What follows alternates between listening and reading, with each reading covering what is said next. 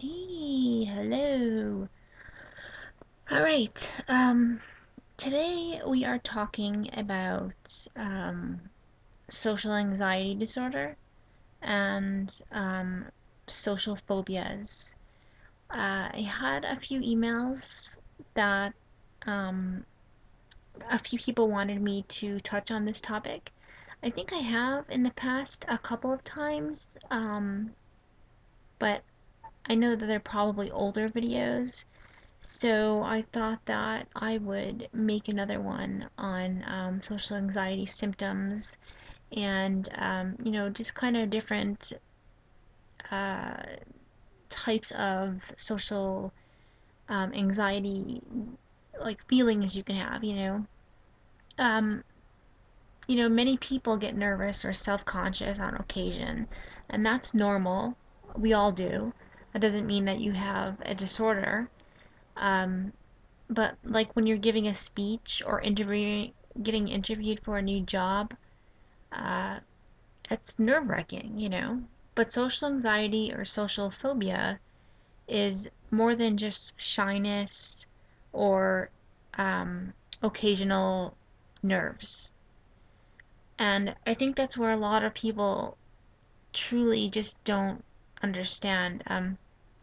If I sound weird, I have a really bad toothache, like all in through here, and it's like two of my teeth, and I can't find a dentist, so it's just really, really horrible. So I'm in a lot of pain, so just ignore that. But anyway, what was I saying?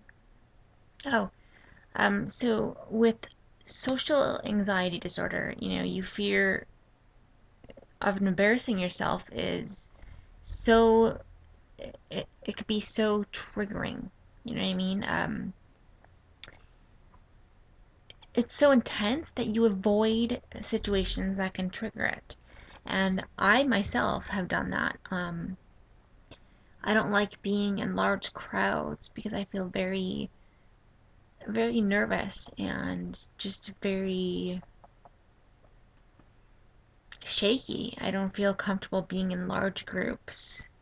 Um, but no matter how painfully shy you may be, and no matter how bad the butterflies in your stomach get, you can learn to be comfortable in social situations and reclaim your life a little bit. If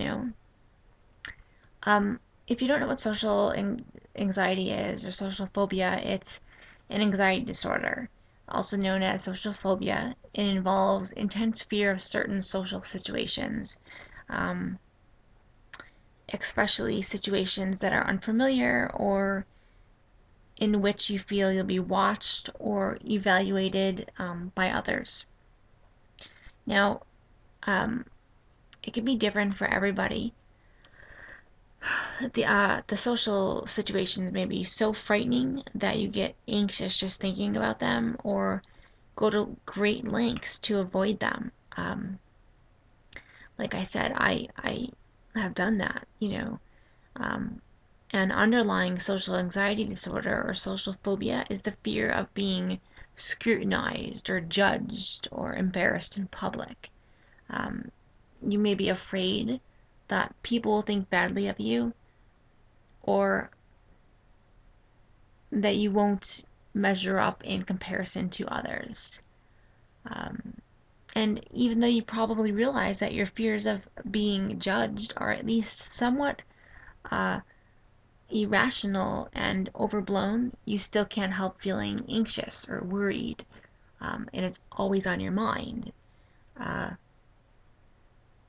you know, it's okay. You don't have to feel, you know, stupid or think that you're crazy or whatever. You have to understand the problem. That's what it all starts with, understanding the problem.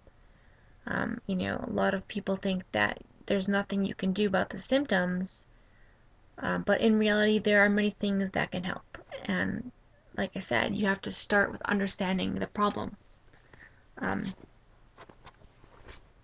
Although it may feel like you're the only one with this problem, social anxiety and social phobia is actually very, very, very common. Many people struggle with these fears.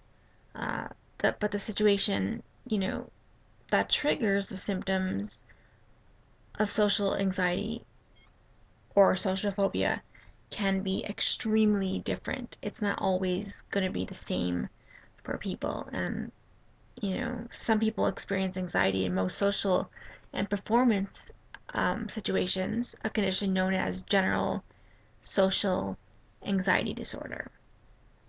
But other people with social phobia, anxiety is connected with specific social situations, such as like um, speaking to strangers or eating out in restaurants that you don't normally do, or going to parties or social gatherings that you fear that you're not going to know anyone.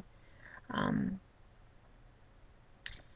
I'm going to give you a couple triggers that um, are for social phobia or, social anxiety disorder.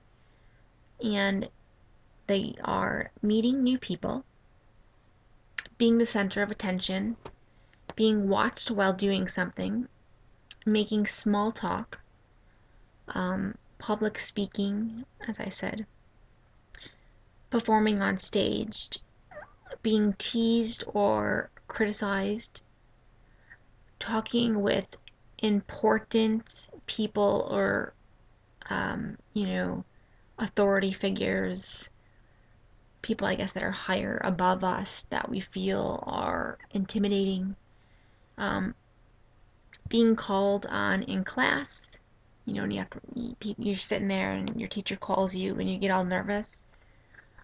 Going on a date, making phone calls, that one's very hard for me. I'm very difficult person when it comes to making phone calls. I hate doing it.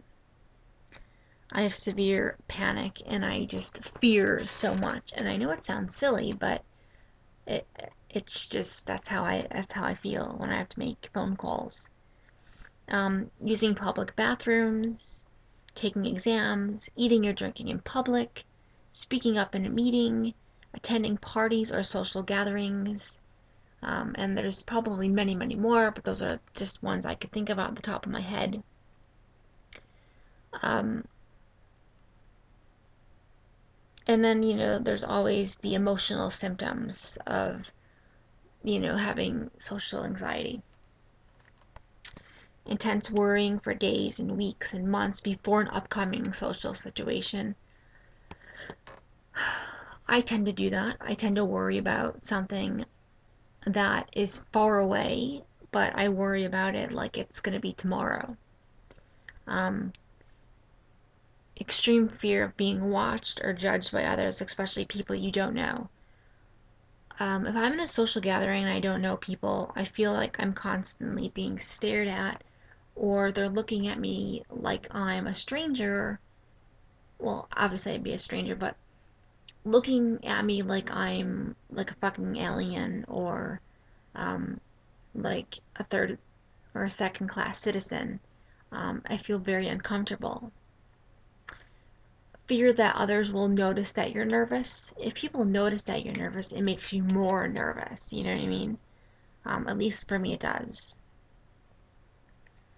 Um, you, I also fear that I'll act in a certain way that's going to embarrass me or humiliate me. So I try to be very careful with what I say and do in front of people that I don't know because, well, I fear that I'm just gonna embarrass myself and make myself look like an ass, you know.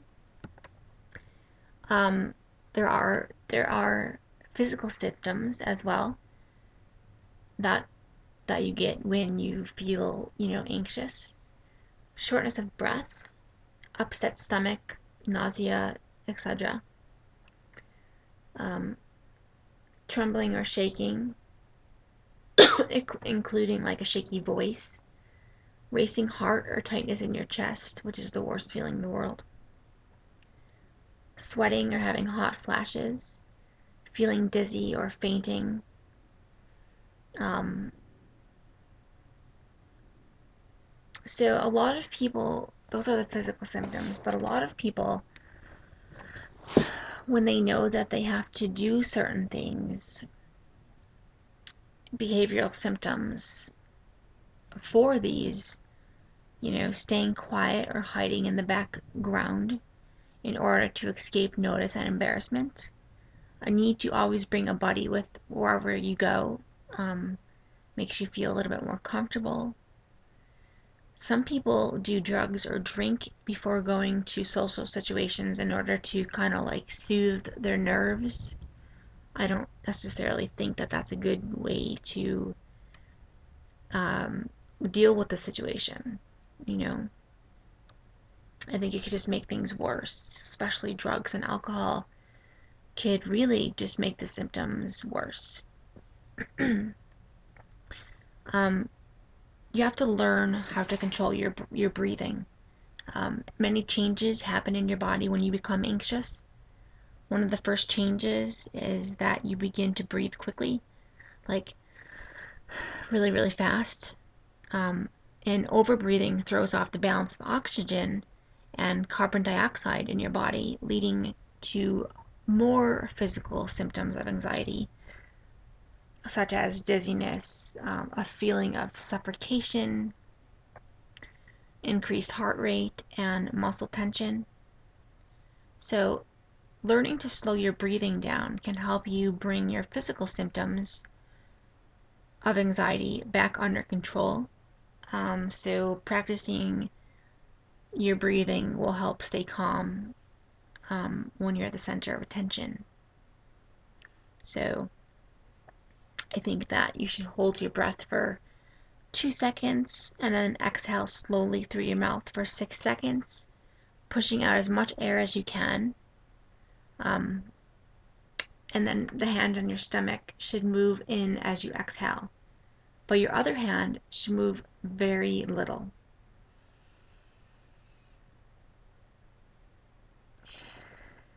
Kind of like that.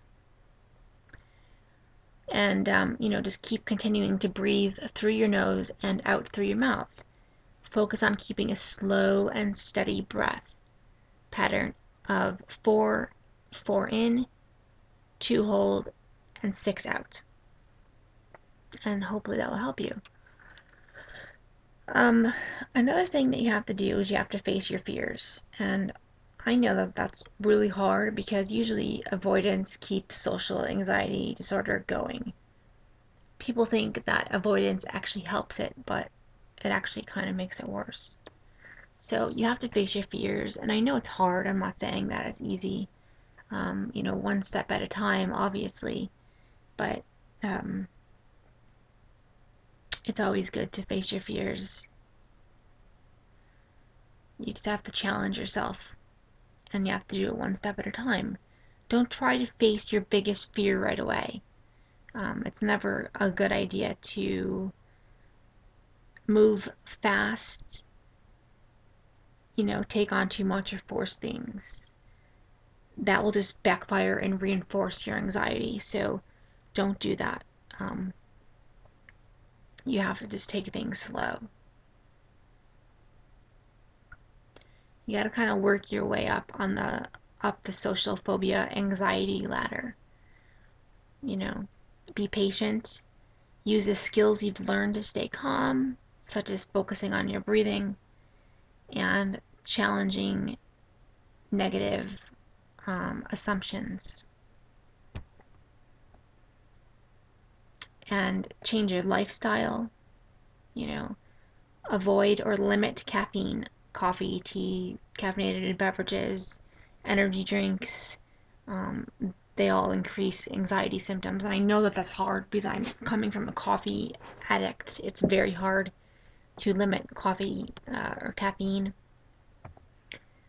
Alcohol, drink only in moderation, if any.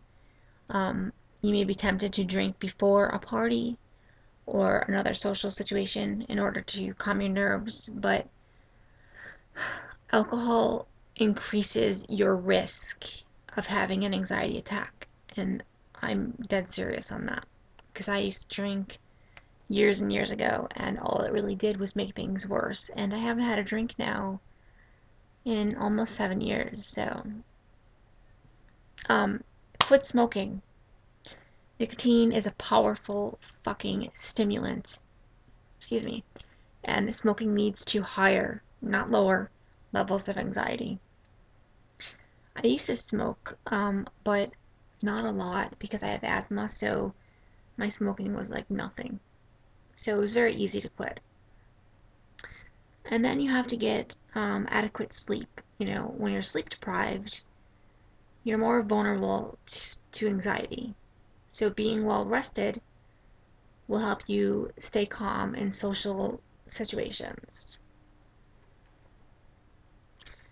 And then they have therapy for social anxiety, which um, they call it CBT, which is I used to actually do this in therapy with my therapist. It's called conjunctive behavioral therapy, and it's basically learning how to deal with or to control symptoms of anxiety through relaxation. Hang on, helicopter.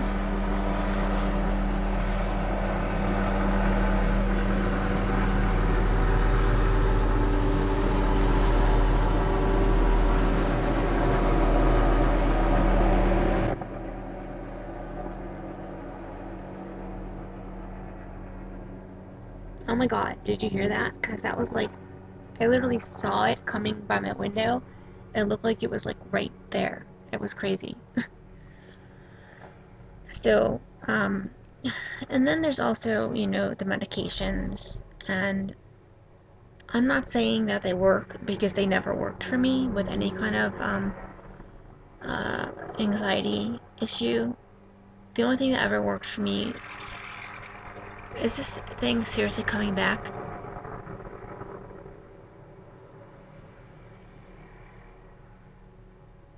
Unbelievable. Okay, it's going away. They have beta blockers, which do not work for me, but they do help for people. Then they have the antidepressants. They can be very helpful, but they can be very dangerous as well. So you kind of got to be careful. And then there's the benzodiazepams, which I am on, and they are the fast-acting anti-anxiety medications, such as like um, Klonopin, Ativan,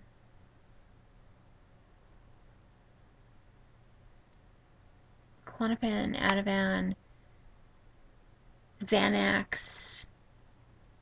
There's a couple others out there too,